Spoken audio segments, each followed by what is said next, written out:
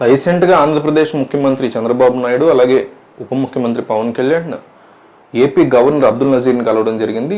ఈ అంశం గురించి సోషల్ మీడియాలో రకరకాల డిస్కషన్స్, తెలుగుదేశం మీడియాలో ఒకలాగా, వైసీపీ మీడియాలో ఒకలాగా ఎక్కువ కైండ్ ఆఫ్ డిస్కషన్ నడుస్తుంది. అయితే మనకున్న సమాచారం ప్రకారం ఏంటంటే, ఒక పక్క సరిహద్దుల్లో వార్ నడుస్తున్నప్పుడు భారతదేశంలో ఉండేటువంటి రకరకాల స్లీపర్ సెల్స్ కూడా యాక్టివేట్ అయ్యే ప్రమాదం ఉంది. కాబట్టి తీవ్రవాదులకు సంబంధించి తిరుపతి, విశాఖ ఈ రెండు కూడా చాలా సున్నితమైనటువంటి ప్రాంతాలు ఆంధ్రప్రదేశ్ సంబంధించి. తిరుపతి ప్రపంచవ్యాప్తంగా ఉండే హిందువులందరికీ కూడా అత్యంత పవిత్రమైన పుణ్యక్షేత్రం. ఇక్కడ ఏదన్నా చేస్తే మొత్తం హిందూ మతం మొత్తానికి కూడా ఇబ్బందికర పరిస్థితి వస్తుందని తీవ్రవాదులు ఆబ్వియస్లీ అనుకుంటారు. పహల్గామ్లో కూడా అదే కావాలని హిందువుల్ని ఎంచుకుని మరీ చంపారు. కాబట్టి ఈ హిందూ పుణ్యక్షేత్రాలు చాలా జాగ్రత్తగా ఉండాలి. సున్నితత్వమైనటువంటి లిస్టులోకి వస్తే అందులో తిరుపతి ఇంకా సున్నితత్వమైన లిస్టులోకి వస్తుంది. అలాగే విశాఖ మనకి సముద్రం ఉంది. ఈ సముద్రం గుండా కూడా ఏమైనా దాడులు జరిగేటువంటి ప్రమాదం ఉందనే డిస్కషన్ కూడా నడుస్తున్న ఈ నేపథ్యంలో భారతదేశానికి సంబంధించిన యుద్ధం అంశాలు, అట్లాగే ఈ సున్నితత్వమైన అంశాలు, అట్లాగే మొన్న నరేంద్ర మోడీ వచ్చినప్పుడు గవర్నర్ వచ్చారు కాబట్టి దానికి కూడా కృతజ్ఞత చెప్పే దిశగా వీళ్ళిద్దరూ వెళ్ళారనే ఒక డిస్కషన్, ఒక కైండ్ ఆఫ్ థింగ్ నడుస్తుంది.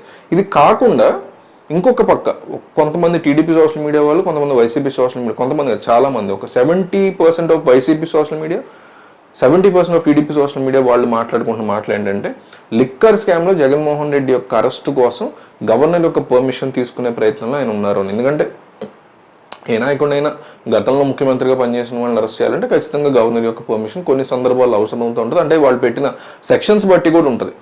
గతంలో చంద్రబాబు నాయుడిని అటువంటివి ఏమీ లేకుండా కూడా అరెస్ట్ చేయడం వల్ల కోర్టులో కొన్ని ఇబ్బందులు వచ్చాయని చెప్తారు జగన్ గవర్నమెంట్కి. సో ఇట్లాంటివి తనని ఎట్లయితే జగన్ అరెస్ట్ చేస్తారో ఈసారి ఈయన చేస్తున్నప్పుడు అట్లాంటి ఇష్యూస్ లేకుండా గవర్నర్ యొక్క విత్ గవర్నర్ పర్మిషన్ ఇవన్నీ కూడా చేయాలనే ఆలోచనలో చంద్రబాబు ఉన్నారని, అందువల్లే మొత్తం బ్రీఫింగ్ ఇవ్వడానికి జగన్మోహన్ రెడ్డికి సంబంధించిన కేసు ఏంటి, ఆ లిక్కర్ స్కామ్ ఏంటి, 3,500 కోట్లు ఏంటి, దానికి మనీ లాండరింగ్ ఏ రకంగా జరిగింది, ఈడీ ఎలా ఇన్వాల్వ్ అయింది, ఇందులో ఎవరెవరు ఇప్పటివరకు అరెస్ట్ చేశారు, వాళ్ళందరూ చెప్తోంది ఏంటి, జగనే మెయిన్, ఆయనే మా బాస్ అని ఆయన చెప్తున్నారు, అసలు వాళ్ళు ఏం చెప్తున్నారు, వీటికి సంబంధించిన ఒక సుదీర్ఘమైన ఫైల్ ఉంటుంది, దాంట్లో సుదీర్ఘమైన బ్రీఫింగ్ ఉంటుంది. ఇదంతా కూడా ఎక్స్ప్లెయిన్ చేసి గవర్నర్ యొక్క అంగీకారం తీసుకుని, ఒకవేళ ఎనీ టైం మేము కనుక అరెస్ట్కి ముందుకు వెళితే అప్పటికప్పుడు మీరు అంగీకారం తెలపాల్సి ఉంటుంది, మరి మీకు ఓకేనా ఇది కేసు అనే దాన్ని వివరించడం కోసం వీళ్ళిద్దరూ వెళ్ళారని ఈ టీడీపీ వైసీపీ సోషల్ మీడియాలో ఒక 70-80% మంది మాట్లాడుకున్నటువంటి మాట.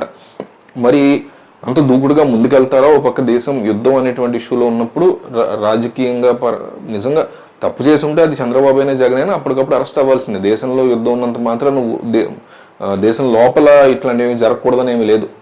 కరెక్ట్ ప్రైమా ఫేసే ఉంది, కోర్టు యాక్సెప్ట్ చేస్తుందంటే అది చంద్రబాబునైనా జగన్నైనా ఎవరినైనా అరెస్ట్ చేయొచ్చు, దాంట్లో ఎటువంటి క్వశ్చన్ లేదు.